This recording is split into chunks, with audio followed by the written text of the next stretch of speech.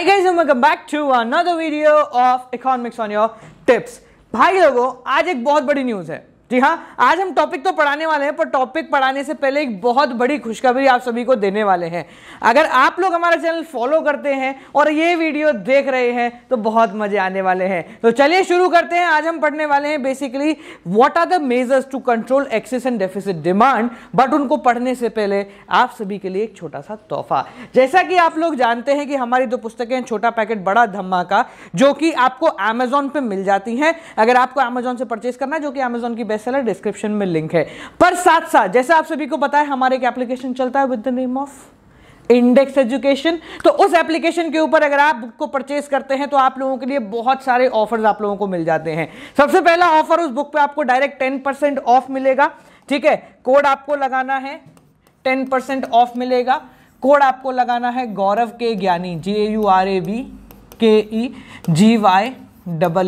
लगाने की आवश्यकता नहीं पड़ेगी, आप स्टोर सेक्शन में जाएंगे, कूपन कोड आपको मिल जाएगा। साथ साथ में एक बहुत बढ़िया दशहरा ऑफर हम सभी की तरफ से आप लोगों के लिए एज अ गिफ्ट दिया जा रहा है। वो क्या है कि अगर आप हमारी बुक परचेज करते हैं अभी दशहरे तक, या हो सकता है उसके बाद तक, तो दशहरे तक अगर आप इस बुक को परचेज करते हैं फ्रॉम इंडेक्स एजुकेशन, तो इसके साथ साथ आपको ये दो चीजें और मिलेंगी। जी हाँ, गाना प्लस का 3 महीने का फ्री सब्सक्रिप्शन फॉर ऑल, जो भी बुक को परचेज करते हैं। साथ साथ में कूल विंग्स, चश्मे बनवाते रहो, 450 रुपए का डायरेक्ट ऑफ मिलेगा। मतलब कितना भी आपका ऑर्डर हो, 450 रुपए का ऑफ आपको कूल विंग्स से मिलेगा। ये दो कॉम्प्लीमेंट्री है, ठीक है, ये आपको 10% ऑफ मिल रहा है। साथ साथ में ये दो चीजें आप लोगों को बिल्कुल फ्री ऑफ कॉस्ट मिलेंगी अगर आप अभी इंडेक्स एजुकेशन डाउनलोड करते हैं और स्टोर सेक्शन में से हमारा कॉम्बो जो है ऑर्डर कर लेते हैं। इस कॉम्बो पे आपको PDF मिलेगा, साथ साथ में आपके घर पे डिलीवरी भी आ जाएगी। ठीक है, तो ये नाउ और नेवर ऑफर है, जल्दी करना, समय बीत जाएगा, ये ऑफर भी समाप्त हो जाएगा। तो चलिए आज हम बात कर लेते हैं बेसिकली हमारी एक्सेस डिमांड, यानी कि डिमांड ज्यादा हो गई। अब क्या है, हमने सोचा था कि 100 होगी और हो गई 120। तो इस डिमांड को कंट्रोल करने के लिए कौन कौन आएगा? इस डिमांड को कंट्रोल करने के लिए दो प्रकार की पार्टीज आती हैं। पहली है आपकी RBI, दूसरी होती है आपकी गवर्नमेंट। जब RBI उस डिमांड को कम करती है या फिर आवश्यकता पड़े तो बढ़ाती है, एक्सेस डिमांड या डेफिसिट डिमांड दोनों में, जब कम करती है या बढ़ाती है तो उसको बोला जाता है बेटा मॉनेटरी पॉलिसी। क्या बोला जाता है? Monetary policy. मॉनेटरी पॉलिसी वो पॉलिसी होती है जो कि रिजर्व बैंक ऑफ इंडिया लगा रही है, क्योंकि RBI मॉनेटरी अथॉरिटी है। क्या है बेटा? RBI है आपकी मॉनेटरी अथॉरिटी। मॉनेटरी अथॉरिटी का मतलब क्या होता है बेटा? जो कि हमारे पैसे के ऊपर सारी की सारी देखरेख करेगी, निगरानी रखेगी। तो जब RBI कोई भी पॉलिसी निकालती है तो हम उसको बोलते हैं मॉनेटरी पॉलिसी, और जब हमारी सरकार कोई पॉलिसी निकालती है तो उसको हम बोला जाता है फिस्कल पॉलिसी। क्या बोला जाता है बेटा? Fiscal policy. तो कुछ लोगों को कंफ्यूजन होता है, मुझसे पूछते हैं सर है ना 12th में आपने मॉनेटरी पॉलिसी नहीं पढ़ाई। अब सीधी सी बात है, मॉनेटरी पॉलिसी मतलब ये है, ये चीज। ठीक है, कोई बोले सर आपने फिस्कल पॉलिसी नहीं पढ़ाई, तो बेटा ये है वो फिस्कल पॉलिसी। समझ में आ गया? ठीक है, तो अब हम मान के चलते हैं, कंडीशन लेते हैं कि हमारे यहाँ क्या हो गया, एक्सेस डिमांड हो गई। एक्सेस डिमांड का मतलब हमने सोचा था 100 की डिमांड और हो गई बच्चा लोगों कितने की? 120 की। डायग्राम बना के समझने, ये हमने डायग्राम, एक छोटा सा डायग्राम बनाया, ये आपकी चल गई एग्रीगेट सप्लाई, ये हो गई आपकी एग्रीगेट डिमांड जो हमने सोची थी। अब जब एक्चुअल डिमांड के बारे में बात आई तो जो एक्चुअल डिमांड हुई वो मान लेते हैं हम कितनी हो गई बेटा? This is your actual demand AD1। ठीक है, तो इस AD1 की वजह से मार्केट में क्या आएगा? इस AD1 की वजह से मार्केट में आएगा इन्फ्लेशन, यानी कि इन्फ्लेशनरी गैप, ये वाली कंडीशन है। तो अब RBI और सरकार दोनों एक चीज पे काम करेंगी, वो है इस गैप को कम करना। वो है इस गैप को कम करना, यानी कि कुछ भी करके हम एक्सेस डिमांड की कंडीशन को, जो लोग ज्यादा डिमांड कर रहे हैं, उस कंडीशन को किसी भी प्रकार से कम करें।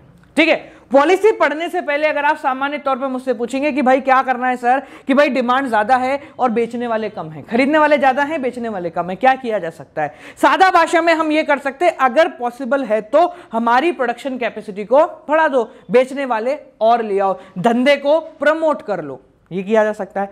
और क्या किया जा सकता है? अगर लोग ज्यादा मांग रहे हैं तो ज्यादा इसलिए मांग रहे हैं क्योंकि उनकी जेब में है पैसा, उनकी जेब से पैसा निकाल लो। पैसा कैसे निकाला जाता है? टैक्स बढ़ा दो, टैक्स बढ़ा दिया, जेब से पैसा निकल गया, डिमांड ऑटोमेटिकली कम हो गई। ठीक है, तो देखें कौन क्या काम करता है। सबसे पहले हम बात करेंगे हमारी सरकार क्या काम करती है, यानी कि policy by government to control excess demand. Excess demand को कंट्रोल करने के लिए हमारी सरकार क्या क्या काम कर सकती है? जब सरकार काम करेगी उसको बोला जाता है फिस्कल पॉलिसी। अब समझो, लोगों के हाथ में ज्यादा पैसा है, लोगों के हाथ में ज्यादा पैसा है, इसलिए वो उस पैसे को खर्च किए जा रहे हैं।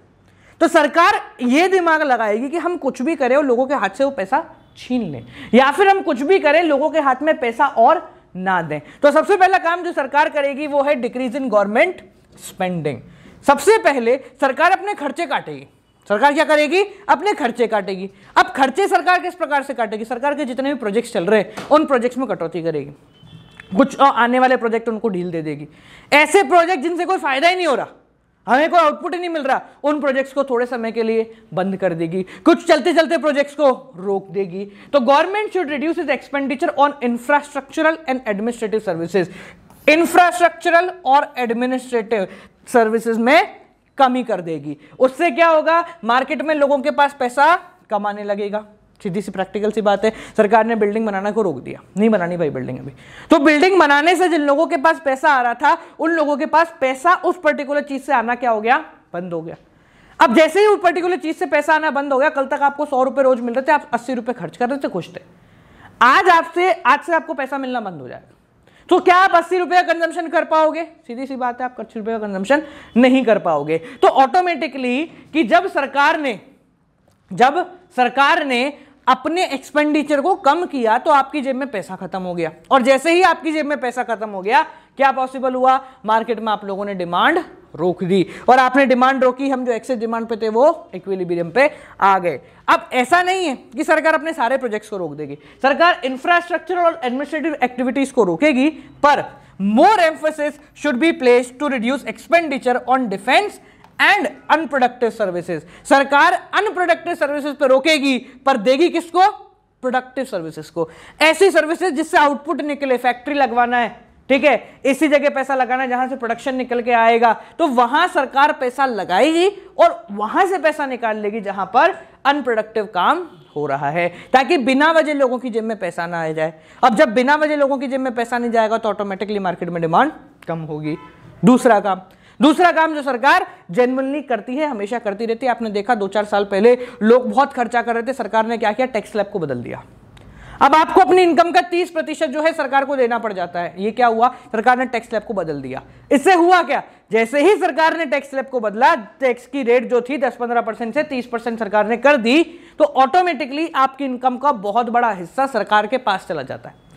अब जैसे ही आपकी इनकम का बहुत बड़ा हिस्सा सरकार की जेब में चला गया, तो वो आपसे छिन गया, और अब आप उसे खर्चे में कन्वर्ट नहीं कर सकते। अब सीधी सी बात है, अगर आपको 100 में से 30 रुपए टैक्स देने हैं तो आप 70 रुपए ही खर्च कर सकते हो, इससे ज्यादा आप खर्च नहीं कर सकते।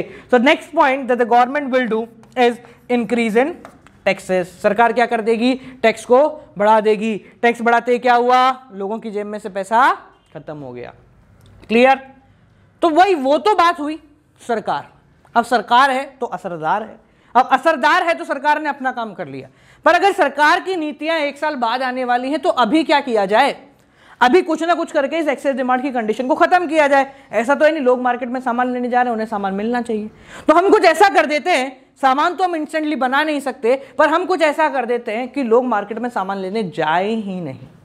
क्या करें? जाए ही नहीं। अब उसके लिए जो इंस्टेंट इंप्लीमेंटेशन लाता है वो है तुम्हारा आरबीआई, जिसको हम कहते हैं रिजर्व बैंक ऑफ इंडिया। अब आरबीआई क्या खेल करेगी? आरबीआई बड़ा सिंपल सा खेल करेगी। आरबीआई अपने क्वालिटेटिव और क्वांटिटेटिव इंस्ट्रूमेंट में बदलाव करेगी।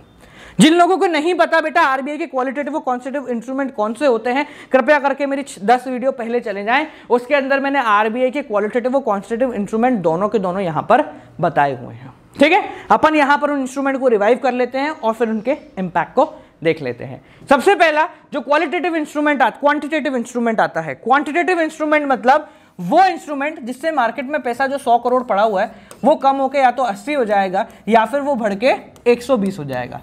मतलब मार्केट में पैसे की कमी आना या इंक्रीमेंट हो जाना, उसको हम कहते हैं क्वांटिटेटिव इंस्ट्रूमेंट। सरकार के पास आरबीआई के पास 3 हथियार है। पहला हथियार होता है बैंक रेट, दूसरा हथियार है ओएमओ, तीसरा हथियार है आपका लीगल रिजर्व रिक्वायरमेंट। ठीक है, पहले हथियार के बारे में अपन बात करें, डिक्रीज इन बैंक रेट। सरकार अपनी बैंक रेट में क्या करेगी? बैंक रेट का मतलब क्या होता है पहले ये समझ लो, जो लोग भुलक्कड़ हैं। इधर देखो, 3 पार्टियां इन्वॉल्व होती है मार्केट में। पहली पार्टी है पब्लिक, ठीक है, कस्टमर जो कि कष्ट से मर रहा है। दूसरा है आपका बैंक और तीसरी है आपका बैंकों का पिताजी आरबीआई।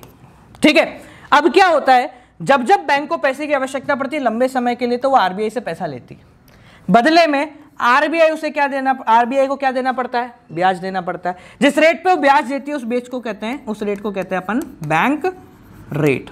अब समझना इधर, अगर यहां 10% रेट गई है तो इस पैसे का बैंक तो कुछ करेगी नहीं, उसको बैठ के पूजा तो करेगी नहीं, उसको आगे लोन पे चढ़ाएगी। तो जब बैंक इस पैसे को ले जाके आगे पब्लिक को लोन पे चढ़ाती है तो पब्लिक से भी उसको रिटर्न मिलता है। अब भाई बैंक कोई यहां आपके लिए वो तो करने बैठे नहीं सोशल, बैंक ने अगर मान लो 10% रेट दी है, मतलब बैंक ने आरबीआई को इस पैसे का 10% ब्याज चुकाया है, तो बैंक आपसे कम से कम 15% या 14% ब्याज तो लेगा ही लेगा, बीच का 4% खुद खाएगा। इस पर्टिकुलर रेट को, जिस रेट पे बैंक आरबीआई से पैसा लेती है उस रेट को हम बोलते हैं बैंक रेट। अब समझो मार्केट में क्या है, डिमांड बहुत ज्यादा है, मतलब कि लोग आसानी से पैसा कमा रहे हैं, तो कुछ ऐसा किया जाए कि लोगों के पास पैसा नहीं आए। तो क्या किया जाएगा कि लोगों के पास पैसा नहीं आया जाएगा। अब समझना, लोग पैसा कब नहीं लेंगे, आपको लोन मिल रहा है, आप लोन लेने से मना कब करोगे, जब ब्याज क्या होगा, ज्यादा। अगर ब्याज ज्यादा है तो आप लोन लेने से मना कर दोगे। तो बेसिकली बैंक को क्या करना पड़ेगा, अपने ब्याज की दरों को बढ़ाना पड़ेगा, लोन देने वाली। ठीक है, अब बैंक ब्याज की दर कब बढ़ाएगी, अपनी इच्छा से तो बैंक बढ़ाएगी नहीं, क्यों, खुद का पेट मारेगा। तो वो पेट मारने का काम करेगी आरबीआई। आरबीआई जिस रेट पे कमर्शियल बैंक को लोन देती है उस रेट को आरबीआई क्या देखते पढ़ लिया, मतलब यहां देखा और पढ़ लिया है, कॉमन सेंस नहीं लगाना, उस रेट को आरबीआई इंक्रीज कर देगी। क्या कर देगी, इंक्रीज कर देगी। आरबीआई क्या करेगी, उस रेट को इंक्रीज करेगी। यहां पर अगर लोन आरबीआई ने 12% पे ब्याज दिया है तो ऑटोमेटिकली बैंक जो है पब्लिक को 16% पे देगी। अब बैंक ने 16 पे दिया, आधी पब्लिक मना कर दे, बाहर में जान दे, क्यों ले पैसा, समझ में आ गया। दूसरा हम बात करते हैं ओपन मार्केट ऑपरेशन। अब भाई ओपन मार्केट ऑपरेशन की क्या कहानी है उसको यहां पर समझ लें। आरबीआई के पास ये अथॉरिटी होती है कि वो गवर्नमेंट की सिक्योरिटी को खरीद या बेच सकती है मार्केट की कंडीशन को देखते हुए। तो समझना, ये है आपकी आरबीआई और ये है बाकी सब। एक्सेस डिमांड है, मार्केट में डिमांड ज्यादा है, मतलब मार्केट में लोगों का पैसा खूब है। अब कुछ भी ऐसा करो, या तो खरीदो या बेचो कि लोगों के पास से पैसा छीन लें। तो आरबीआई क्या करेगी, ये सिक्योरिटी है उसके पास, इस सिक्योरिटी को मार्केट में बेच देगी। जैसे ही उसने सिक्योरिटी को बेची, सिक्योरिटी कीमत 100 करोड़ रुपए, 100 करोड़ रुपए पब्लिक से उठकर कहां चले गए, आरबीआई की जेब में चले गए। अब वो पैसा मार्केट से ऑटोमेटिकली खिसक गया, वो पैसा ऑटोमेटिकली मार्केट से क्या हो गया, खिसक गया। तो यहां पर आरबीआई क्या करेगी, अपनी सिक्योरिटी को सेल कर देगी। क्या कर देगी, सेल कर देगी। समझ में आ गया, क्लियर है। आगे देखो तीसरा point, LRR legal reserve requirement. अब सीधा सा कॉन्सेप्ट है, अपन पहले खूब 2-3 बार पढ़ चुके हैं, तो मैं इसको ज्यादा नहीं कराऊंगा, इसको डायरेक्टली समझा देता हूं। ठीक है, आपने 1000 रुपए बैंक में जमा कराए, उसमें से 800 रुपए चढ़ते हैं लोन पे और 200 रुपए चलते हैं आपके यहां पर LRR के फॉर्मेट में। इसके दो टुकड़े होते हैं, एक होता है CRR और एक होता है SLR। ये जाता है आरबीआई के पास, रिजर्व बैंक ऑफ इंडिया के पास, जो कि ब्याज मिलता है जिसको हम कहते हैं रेपो। ठीक है, और sorry reverse repo rate. SLR होता है, ये बैंकों के पास रहता है, जो आप निकालते हैं ATM से, पैसा जो निकालते हैं वो यहां होता है। अब क्या हुआ, मार्केट में डिमांड ज्यादा है, मतलब लोग लोन बहुत ज्यादा ले रहे हैं। लोन कम कैसे किया जाए, एक तो देख लिया हमने बैंक रेट बढ़ा दो। अब किसी अगर बैंक ने आरबीआई से लोन ही नहीं ले रखा, फिर क्या किया जाए, तो उसके लिए क्या करा, बोले एक काम कर, सबको चाड़ दे भाड़ में, इस LRR में तेरे को 200 नहीं 400 रुपए रखने। 1000 रुपए अगर तेरे पास आएंगे, आरबीआई डायरेक्शन देगा कॉमर्शियल बैंक को, 1000 रुपए तेरी जेब में आएंगे, 400 रुपए तेरे को अपनी जेब में रखना है, जिसमें से 200 मुझे लाके दे दे, 200 तू ले जा कहां पर, अपने पास ATM में रख ले। अब ऑटोमेटिकली अगर 400 यहां गए तो लोन पे कितने चढ़ पाएंगे, 600। जब लोन पे 600 चढ़ पाए तो ऑटोमेटिकली मार्केट में से पैसा कम होने लग गया। क्यों, अब 600 ही दे सकती है, 800 नहीं दे सकती, 200 रुपए गायब। समझ में आ गया। तो यहां पर वो LRR को क्या कर देगी, इंक्रीज कर देगी। कोरोना नहीं है, टेंशन मत लो। हाँ, LRR को क्या कर देगी, इंक्रीज कर देगी। चलो आगे देखो, इसके बाद आता है आपका क्वालिटेटिव इंस्ट्रूमेंट। क्वालिटेटिव इंस्ट्रूमेंट में क्या करेगी, अब समझना। ठीक है, एक तो बहुत सारी दिक्कतें हो जाती हैं, गलती पेपर में ना करो, इसलिए पहले समझा रहा हूं, ऐसी गलती नहीं करनी है पेपर में। हाँ जी, क्वालिटेटिव इंस्ट्रूमेंट का मतलब आरबीआई 100 करोड़ अगर मार्केट में है तो 100 के 100 ही रहने देना है, पर अगर 80 एक जगह जा रहे हैं, 20 एक जगह जा रहे हैं, मुझे इसमें मजे नहीं आ रहे हैं, तो वो क्या करेगी, इसमें से 20 निकाल के इसमें 20 और जोड़ देगी। ये हो गया 40 और ये हो गया 60। ये कहलाता है qualitative instrument, where you just move the direction of credit, no not increase और decrease the amount of credit. ठीक है, अब समझो क्या कर सकती है आरबीआई एक्सेस डिमांड में। मार्केट में डिमांड बहुत ज्यादा है मुन्ना, बहुत भर के, क्या है, बहुत भर के, सब आ रहे हैं बोल लोन दो, लोन लो, लोन दो, लोन लो। ठीक है, अब समझना, ये है बैंक, ये है हम। ठीक है, ये है बैंक, ये है हम, और हम में है दम। ठीक है, क्योंकि हम नहीं किसी से कम। आ जाओ, तो यहां पर हम क्या करा, हमें चाहिए पैसा। क्या चाहिए, पैसा। क्या चाहिए, पैसा। पैसे के लिए हमें क्या करना पड़ेगा, लोन लेना पड़ेगा। तो हम यहाँ गए, भैया दो रोकड़ा दो, रोकड़ा दिया इसने बदले में। ठीक है, ये हमें लोन मिल गया। अब लोन लेने के लिए यहाँ पर कुछ देना पड़ता है। क्या देना पड़ता है, सिक्योरिटी देनी पड़ती है। ठीक है, मान लेते हैं हम क्या रखवा रहे हैं, अपनी जमीन जायदाद रखवा रहे हैं, हमारी बिल्डिंग रखवा रहे हैं। अब समझो समझदारी वाला पूत है, बैंक बहुत बड़ा सुपूत है। बैंक क्या करता है, बैंक इस चीज का ध्यान रखेगा कि गंगा जमुना सरस्वती कुछ भी हो जाए, मेरा पैसा ब्लॉक नहीं होना चाहिए। चाहे कुछ भी हो जाए, मेरा पैसा यहां पर ब्लॉक नहीं होना चाहिए। तो अगर आपने बैंक को 10 लाख रुपए की बिल्डिंग दी है, तो बैंक बोलेगी साहब मैं आपको 8 लाख रुपए का लोन दूंगी। कितने का, 8 लाख रुपए का लोन दूंगी। अगर आप 10 लाख रुपए की सिक्योरिटी बैंक को देते हो तो आपको लोन कितना मिलेगा, 8 लाख का। बैंक 2 लाख रुपए एज अ सिक्योरिटी मार्जिन अपने पास रख देगी कि भाई कल को तू भाग गया और फिर हमने बिल्डिंग बेची और तेरे जाने के बाद बिल्डिंग की कीमत कम हो गई, तो 10 की जगह कितनी हो पाएगी, 8 हो पाएगी ना। ठीक है, तो 8 ले लेंगे हम, खुश हो गए। ठीक है, तो 2 लाख का कोई काम नहीं है, बस ये रखवाती है अपने पास एज अ सिक्योरिटी। ठीक है, कि थोड़ा बहुत मार्जिन, सेफ्टी मार्जिन लेके बैंक चलता है। तो अब समझो, तो भाई मार्केट में डिमांड बहुत ज्यादा है, मतलब इस मार्जिन का कोई लोगों को भ्रम डर ही नहीं है। बोला 8, अरे तू ले पकड़, तो 8 का 8 दे, हमें तो कोई दिक्कत नहीं है। अब क्या करेगी आरबीआई, दिमाग चलाएगी, क्या करें। ठीक है साहब, दिमाग लगाओ। बैंक ने क्या बोला, अब तू 10 का बिल्डिंग लेकर आ जा, मैं तुझे 8 लाख का लोन ही नहीं दे रहा। कितने का दे रहा हूं, मैं तेरे को 7 लाख का दे रहा हूं, और मार्जिन कितना रख रहा हूं, 3 लाख। अब भाई समझदार व्यक्ति हो तुम, 10 लाख का बिल्डिंग रखवा रहे हो, 7 लाख का लोन ले रहे हो, तो दिक्कत आएगी कि नहीं आएगी। आधे लोग क्या करेंगे, साहब लोन नहीं लेना, ऑटोमेटिकली मार्केट सिचुएशन कम हो गई। तो यहां पर आरबीआई क्या करेगी, मार्जिन को इंक्रीज करेगी। क्या करेगी, मार्जिन को इंक्रीज करने का काम करेगी। जैसे वो मार्जिन को इंक्रीज करती है, ऑटोमेटिकली लोग लोन लेने से मना कर देंगे। ठीक है, आगे देखो, आगे है आपका मॉरल सुएसन। मॉरल सुएसन का मतलब क्या है, जैसे अपने घर पे कभी नहीं होता, पहले छोटे वो होता है ना अपने नॉर्मल, अपन जैसे नॉर्मल आदमी जिनके घरों में ना 7 बजे बाद मम्मी बचपन में कहती है चल अंदर, अंधेरा हो गया, चल अंदर। ठीक है, अब मेरे को आज तक समझ लो वो अंधेरे में था क्या। ठीक है, पर अंदर भगा देते। तो ये क्या है, अब समझो, हमारे घर वाले हमको बचपन में बहुत समझाते थे, क्या बेटा गलत आदमी के साथ नहीं बैठना, अच्छी बात है, दोस्त सही बनाओ, गलत दोस्त मत बनाओ। अब उन्हें कौन समझाए, सबसे गलत तो हम ही हैं दोस्तों में। ठीक है, तो अब वो समझना मेरी बात को। तो मॉरल सुएसन का मतलब है कि आरबीआई यहां पर बोलेगी भाई साहब बैंकों को, देखो सीधी बात है, भारत की कंडीशन अच्छी नहीं है, तो फलाना सेक्टर में आप लोन देना, थोड़ा सा पकड़ के दे लो, ऐसा नहीं दें कि फटाफट दे दें, थोड़ा सोच समझ के दें। ठीक है, तो यहां पर क्या करा आरबीआई ने, उनको बोला कि आप लोन को डिस्करेज करें, अपने पोस्टरों के अंदर loan loan loan loan loan loan ना बताएं, जो आवश्यकता जो वाली चीज है उसके अंदर लोन दे। तो उन्होंने क्या करा, मॉरली समझाया, साहब कर ले यार, ढंग का तेरे लिए बढ़िया होगा। ठीक है, जैसे पढ़ ले तेरे लिए बढ़िया होगा, पढ़े नहीं पढ़े वो उसकी इच्छा है। ठीक है, दूसरी चीज, चल दूसरी चीज तक मना कर दिया तेरे को नहीं बैठेगा, चल अंदर, ये होगी दूसरी चीज। सिलेक्टिव क्रेडिट कंट्रोल निकाल दिया, 1 घंटे खेलेगा 1 घंटे पढ़ेगा, खेलना 1 घंटे, पढ़ पहले 1 घंटे। क्या हुआ, सिलेक्टिव क्रेडिट कंट्रोल। यानी कि यहां पर आरबीआई बोल रही है कि साहब एक काम करो, हमने पॉलिसी निकाल दी, 50 करोड़ रुपए एग्रीकल्चर में देने, 60 करोड़ रुपए इंडस्ट्री में देने। अब गंगा जमुना सरस्वती कोई भी आ जाए, 50 करोड़ से 1 पैसा ज्यादा नहीं देना एग्रीकल्चर में।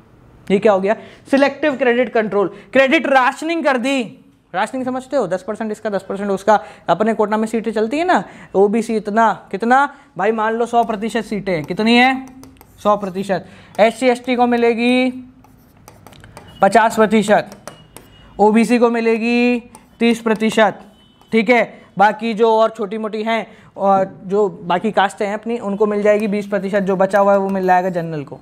ठीक है, ऐसा होता है, ये एग्जाम्पल के रूप में बता रहा हूँ, ठीक है। 20 100 हो गया पूरा है, तो ये 10 हो गया और ये 10 जनरल हो गया, ठीक है। तो ये अपना क्या हो गया, ये टोटल 50-100% हो गया। तो ये क्या करा अपन ने, राशनिंग कर दी कि इस पर्टिकुलर हर पर्टिकुलर सेक्टर में इतना इतना कॉन्सेप्ट किया जाएगा, ठीक है।